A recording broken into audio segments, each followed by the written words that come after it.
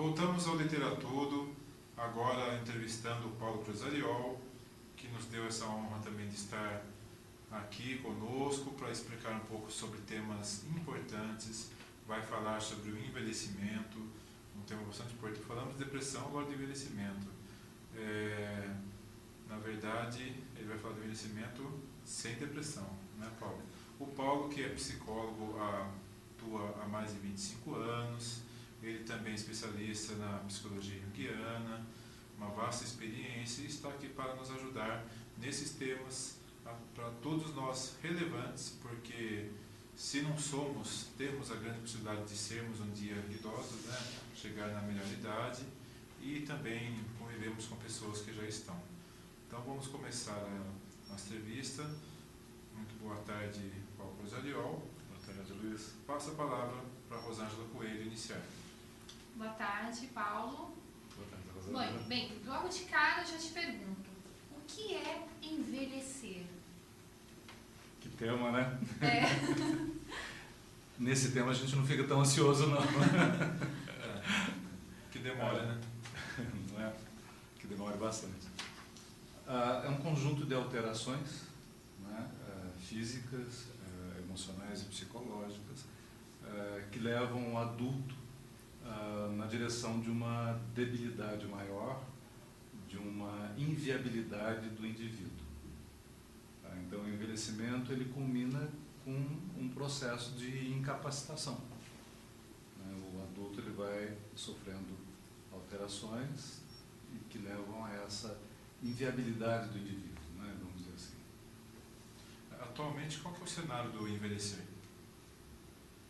Esse é um tema muito atual, né, Luiz? Porque nosso país está envelhecendo. Então, hoje nós temos 24 milhões de pessoas que estão com 60 anos ou mais, o que estatisticamente representa mais de 10% da população já, né?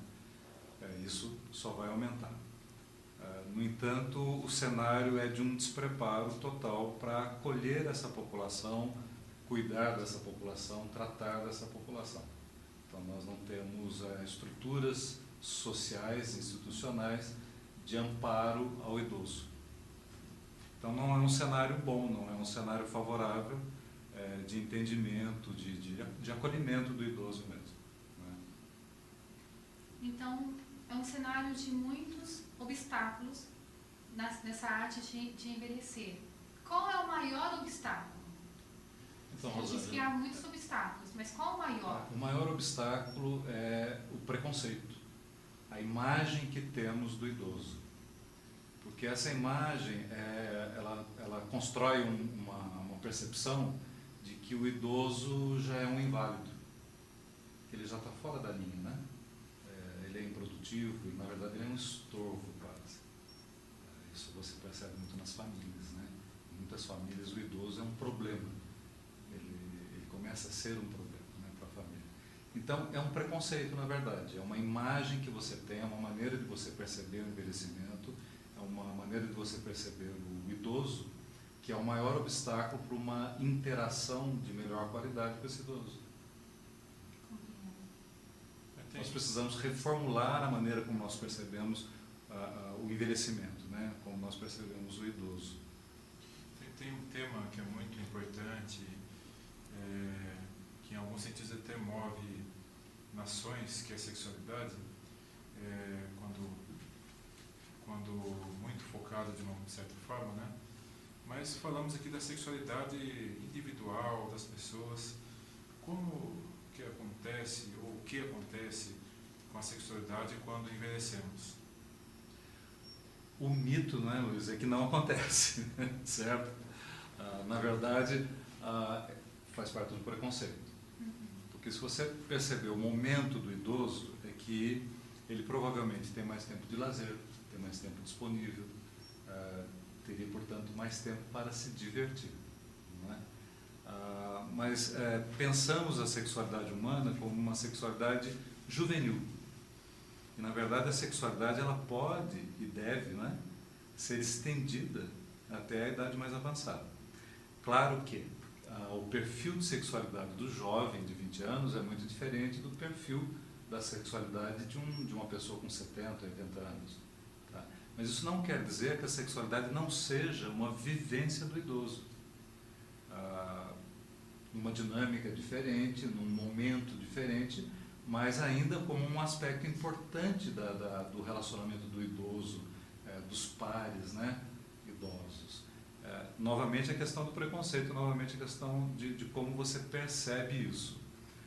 Inclusive nós temos uma visão negativa da sexualidade com relação ao idoso, mas como? Nossa, com essa idade está sem vergonha ainda? Não é? Não tem uma coisa nesse sentido? Como se o idoso não pudesse, né, curtir o sexo, né? Ou seja, novamente um preconceito para a gente pensar a respeito. Né? Inclusive, existe a questão hormonal, principalmente da mulher, né? No homem também a questão da andropausa é uma questão discutida, não tem ainda um posicionamento claro se existe andropausa ou não no homem, né? Mas você tem hoje uma série de terapias, como reposição hormonal ou medicação para disfunção erétil, que melhorem muito a qualidade da sexualidade do idoso. Né? Nesse sentido, então, o envelhecimento ele acontece de forma diferente no homem e na mulher, justamente por essa questão hormonal? Sim.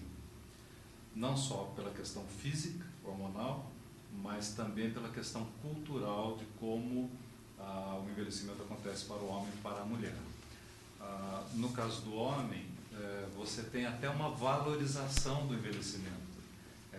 É uma imagem do tipo: o homem adquire sabedoria, experiência, ele fica mais maduro, né?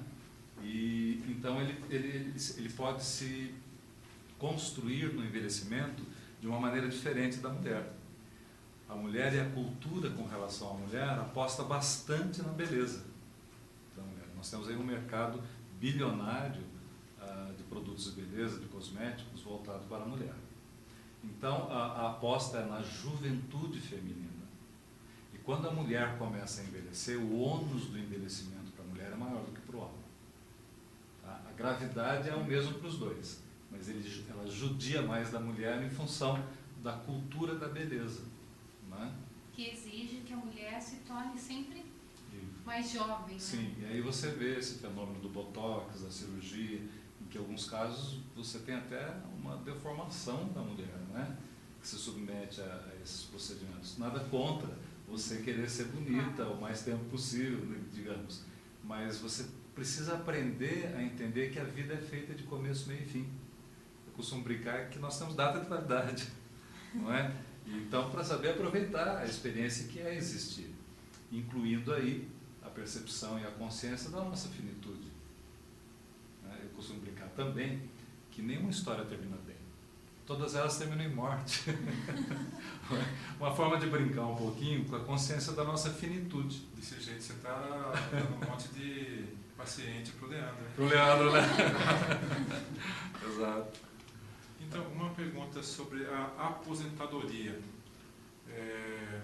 Qual que é a questão da aposentadoria e do envelhecimento? O que você pode dizer sobre isso? Afeta? Aí nós invertemos o vetor. Né? Essa questão pesa mais para o lado do homem, que teve uma vida mais ativa, trabalhou, ficou fora de casa e de repente ele fica sem atividade. E ele tem que elaborar todo um momento novo da vida dele. A mulher, ela tem tripla jornada, então mesmo que ela se profissionalizou, trabalha fora de casa, quando ela vem para casa, ela cuida dos filhos, cuida da casa. Então quando ela se aposenta, ela tem um universo paralelo, né, em que ela se nutre dele. E o homem não, de repente ele é jogado numa realidade para a qual psicologicamente, emocionalmente ele não estava preparado. Tá? Então é aí que entra a questão do cuidado da cultura para com o idoso, porque nós podemos desenvolver um trabalho de conscientização dessa nova fase. Tá? E o homem, ele sente muito esse impacto do término da vida produtiva. Né? Como que a gente pode lidar com as perdas do envelhecimento? E como o envelhecimento ele afeta o casamento? Temos tempo? Temos 9 segundos. Não é?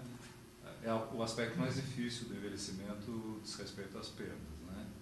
Porque numa idade mais avançada, você não pergunta mais, fulano está doente? Não, você fala, fulano morreu, né? O amigo morreu, o parente morreu, e a própria consciência do seu horizonte finito, mais próximo, né, vai se fazendo. Então a consciência da perda é uma consciência muito aguda, muito intensa nessa época da nossa vida.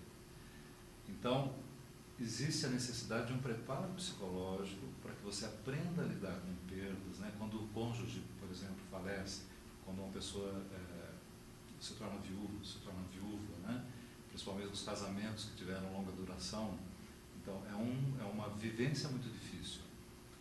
Aí um trabalho psicológico, um trabalho de amparo emocional para o idoso é muito importante para prepará-lo para essa realidade que ele vai viver, né? É todo um trabalho que não é feito, que precisa ser feito. Sem dúvida, né? Paulo Cosariol, eu vou convidá-lo também, como eu fiz ao Leandro, em janeiro. Você tira também uns dias a menos de praia, de férias, para estar conosco. Até gostaria que você, além do envelhecimento, você complementar para a gente, que infelizmente já não temos mais tempo, você viesse com outro tema também.